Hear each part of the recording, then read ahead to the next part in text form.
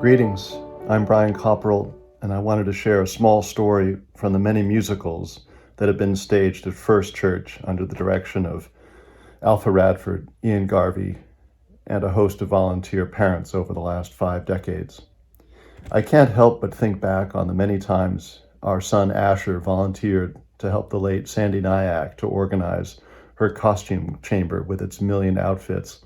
I'm sure many of you recall Sandy and how much patience she had with children in a very gentle, natural way. Sandy somehow knew that it would be a dream for Asher to be invited after the productions were all done to help her sort the costumes and put them away. It was really like a secret garden back there. Perhaps more than anything, between Sandy's quiet yin and Alpha's yang of strength, Asher learned a thing or two from his elders about the different ways one can navigate through the world. Now, most of the time, Sandy knew that while Asher was there to be helpful, really, it was all about the fun and world of make-believe, having the freedom to try on one more outrageous and colorful outfit after the next. What a joy for a young child to have the run of the place, free to get lost in the racks, a place where no one could say, "Oh no, oh not there, not that." It's a small thing, really, but what a wonderful, powerful feeling for a child to be in a familiar, secure place deep inside of First Church, a place where Sandy Nyack, with a knowing smile, knew that our young child was running rampant, but wasn't causing any harm anyways. It was all good, just as long as Asher learned his lines and sang like Alpha and Ian wanted him to.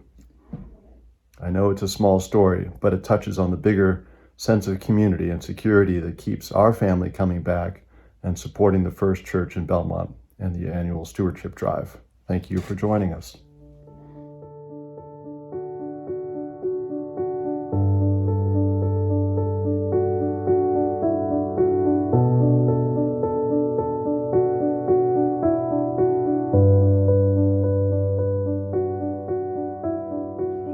Hi, I'm Kathy Crawley. To borrow from novelist Isabel Allende, this place is for me a house of spirits. For the past 28 years, First Church has become home to the many spirits of my soul. I love coming into the sanctuary alone. The fragrance of old wood and the stained glass windows transport me back to the First Baptist Church in Gatesville, Texas, my grandfather's church. Tanda was a dignified and beloved minister who, early on, conducted baptisms in rivers. He died when I was small, so my memories of him are mostly tactile. How wonderful that his spirit can be called up here. My history with the religion of my upbringing was conflicted. Overcome with a sense of guilt and sin as a preteen, I was baptized in the dim lights of a baptistry in the Baptist church of a small West Texas cotton town. Although I grew to detest the closed-minded conservatism of that world, I loved the hymns and the sense of community. The spirit of that skinny little girl has been comforted by both of those here within these walls. Invited to this church by friends of the Belmont El Salvador Sister City Project, I found welcome as a single mother of a 6-year-old. I can see Emilia fidgeting in her choir robe over there, while my parents sing carols beside me in our seats midway back. Importantly, here at First Church, I found fertile soil for my social justice spirit to grow. I witnessed our community's generosity with jars of baby food and boxes of mac and cheese, filling baskets for the Grow Clinic. During rummage sales, First Church would turn into an amazing marketplace of recycling. Almost everyone from that era has their own great story of a treasure found. Just ask. Both of those ventures created a new part of myself that I hadn't known existed: leadership. If you are hesitant to stretch yourself, don't be. First Church will help you find a part of yourself you didn't know was there. Other spirits linger, memories of dear friends, Laura Miller is here, making her way to the front to share her wisdom as she lights a candle. Wonderful friendships have been and continue to be nourished in our community. Why do I support First Church and continue to hold it as my primary charitable giving? Because it's the only place in my life where all of my spirits can mingle with one another and with the spirits of loved ones never too far away. I hope you'll join me in making First Church one of your charitable priorities in our annual Stewardship Drive. Thanks so much.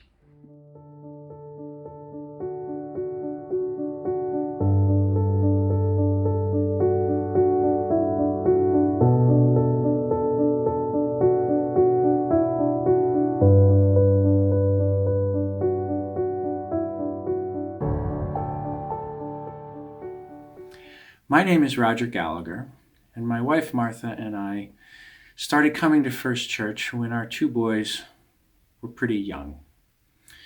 And as we wended our way through early parenthood, we felt that spirituality and religious awareness could be an important element in our family and for each of us as individuals.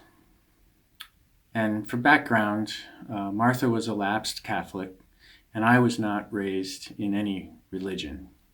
In fact, as a child, on the school forms I had to fill out, in the religion box, my mother told me to write Episcopalian. And I'm still not really sure what that means. But in exploring our options, Martha went to the local Catholic church where we learned we had committed the unforgivable sin of procrastination. Our oldest son was simply too old to participate in the programs and the development for children in that church. But a friend told Martha about First Church, and I had not heard of Unitarian Universalism, and I'm still not really sure what that means. But I knew it was our kind of church when I heard that we took the summers off. Our boys are very musical, and I would say the music program was the most compelling reason that we joined initially.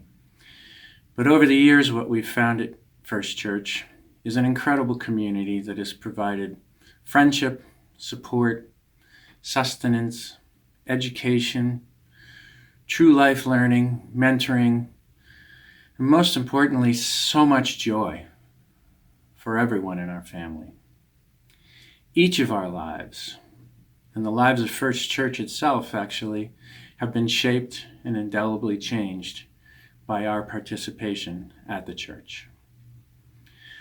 Martha and I have been, and we remain, in various leadership roles. And notably, Martha was on the parish board, became parish board president, and then moved on to what was then called the Pledge Committee. And while she was serving on that committee, the committee made a very subtle but critical shift to become the Stewardship Committee. Because in stewardship, we are the shepherds and the caretakers of our church, of all that has come before us, of the important activities of the present, and of the future that we are creating together. And this is not an abstract concept, because personally, as someone with now a bit of history at First Church, I've seen how who we were then has become who we are now, and I've seen how who we are now will become who we will be as a church. And that is one of the many reasons that our family supports the First Church in Belmont and the annual Stewardship Drive. Martha and I have already made our pledge for the upcoming 2022-2023 Stewardship Drive, and we have already fulfilled that pledge. And I encourage you to do whatever you can, as soon as you can in that regard. After all, you would not want to commit the unforgivable sin of procrastination. Although in this church, I suspect it's a forgivable offense. Thank you for listening, and thank you for joining us.